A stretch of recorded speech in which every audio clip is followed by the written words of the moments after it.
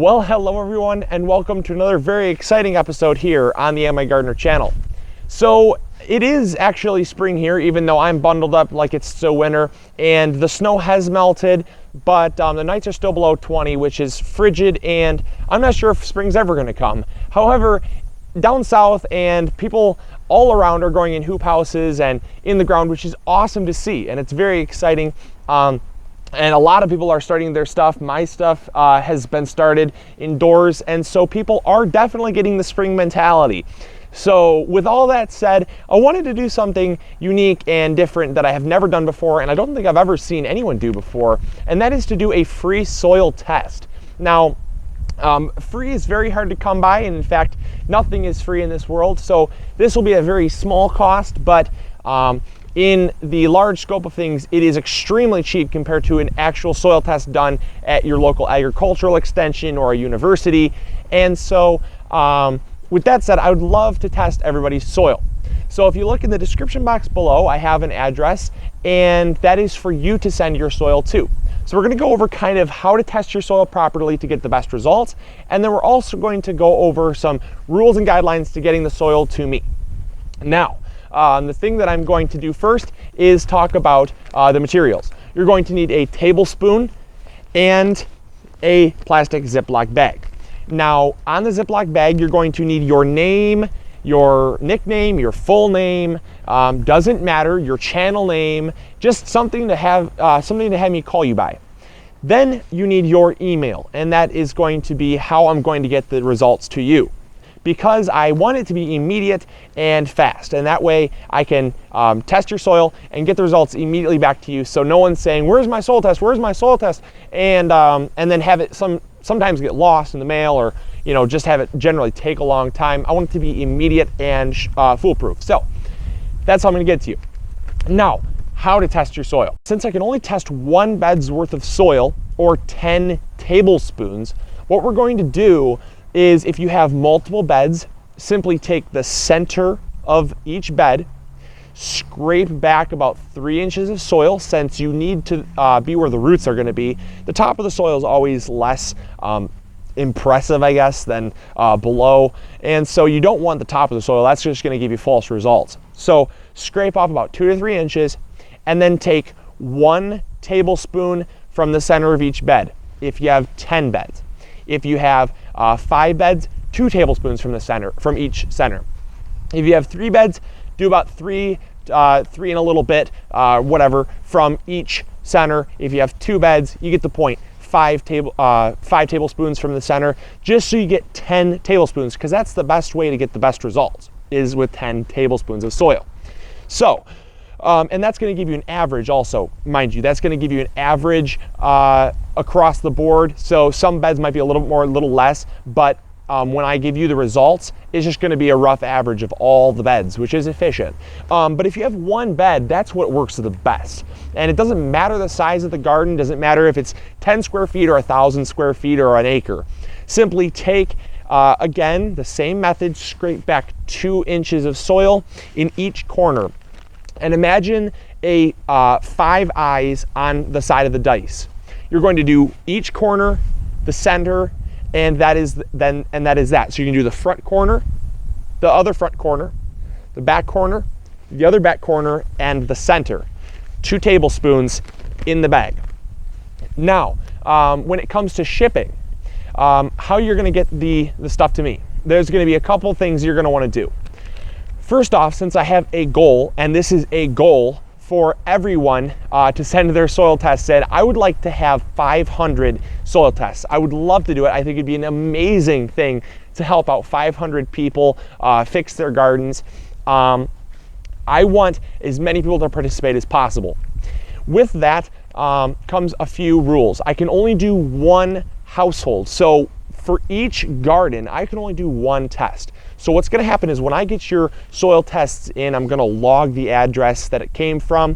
And if I get the same address, I'm simply going to throw out the other ones, because a lot of people just tend to get greedy, and I can't have greed with this, especially because each one costs me money. The materials to test still cost me money, and my time is valuable. So I don't want to be testing a bunch of people's soil, especially when I said I can only do 1 household one soil test per household. So with that said, please don't be greedy and think of everyone, because I would like to get at least 500, if not more in, whatever. The time to get them in is not a pressure. This is going to stay up forever. This is something that is never going to end. A lot of my things are time sensitive. You have to get them in by a certain time, do this and do that. This is going to stay up forever. So if, for the people watching 4 years in advance, if you're watching and it's 4 years later than the time that I upload this video, you can still turn in your soil. Yes, if my address has not changed, I'll change my address actually. If I move, I'm gonna change my address in the description box below. So everyone can always get their soil tested for free, and it's just the cost of shipping. So another thing that I'm going to do is the N, P, and K, nitrogen, phosphorus, and potassium, the pH, and the soil composition, whether it be sand, silt, clay, or organic matter. And I'm going to do that. Now, I can't do all the other small things because I just don't have the technology to do that. But I'm going to get the biggest things, because the elephant in the room is the one you want to address first. And so if you have an error with your big things, you can even forget about your small things, because until you fix the biggest of big things, you're not really going to notice all that much of a difference, because obviously the big things are the things that make the biggest difference. So with all that said, that's why I'm testing just the things that the beginners are going to be worried about. If your soil is perfect and you've had it tested before, that's great. I'd still test it. It's always great to get it tested each year, because it always fluctuates with rain and snow, and just stuff gets flushed out of your soil and plants take stuff out of your soil. So it's always fluctuating. It's never going to be constant. So now the next thing is, when you send your soil in, I'm going to have them come in by order. So don't be messaging me saying, where's my soil test? Where's my soil test? If you were the last person to send your soil test in, I'm going to do them in the order that I get them. So assuming you're first, you're going to get the first results back. And that's how that's going to work. Also, when it comes to mailing, some things to cut cost that I'm going to talk about really quickly. The post office needs to weigh your envelope. Okay, have them weigh it, because just sticking a couple stamps on might seem great, but you might be overpaying to get it to me. And generally, most often than not, you're underpaying. And then when it gets to my place, I have to pay the postman so that I can even open up my envelope. So if I have to pay something when it gets to me, I'm simply going to have it sent back, and then it'll be a lost cost to you, because I can't be paying $1, $2, or even more from everyone else. Also, if you live in a foreign country, you're more than welcome to send it. I don't know what the cost is going to be. I don't know how cost effective it will be. So again, that is up to your post office. Another thing with sending stuff is it's weight sensitive when it comes to the post office. So the best thing to do that won't affect the results is to take your 10 tablespoons of soil, pop it in the oven for 5 to 10 minutes at the lowest temperature, or set it to the lowest temperature and open up the door a little bit to evaporate off some of that water, because that's just water weight and it's not going to help out your results at all. It's only going to cost you more to get it to me. So with all that said, and also, by the way, it will kill off any insects. That's another thing that I wanted to talk about, is please no insects. Okay, if you have an ant hill in your garden, I don't want ants in my house, so please make sure there's no insects. Obviously, I'm aware that there are small little creepy crawlies in everybody's soil. That's normal. Just try to keep it to a minimum, so that when I'm testing soil, I don't have like 10,000 little bugs crawling all around. And also, I cannot. This is the last thing: is I cannot prevent the post office from rejecting your package, because certain states actually have certain quarantine laws which does not allow a package to come in. Now that's not to scare you. Simply all you have to do is ask. Okay, just walk to your post office, say, am I allowed to send soil to this state?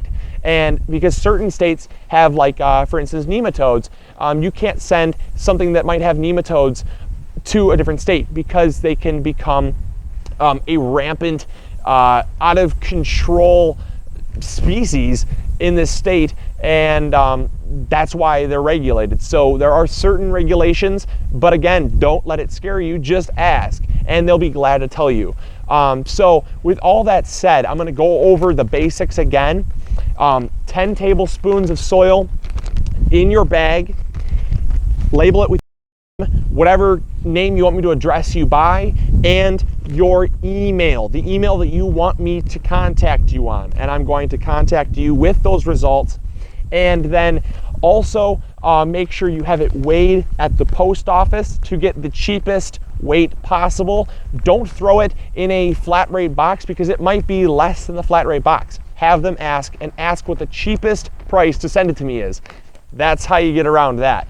And then also just make sure that it is dried and free of a ton of insects, and one per household. And I think that's about it, actually.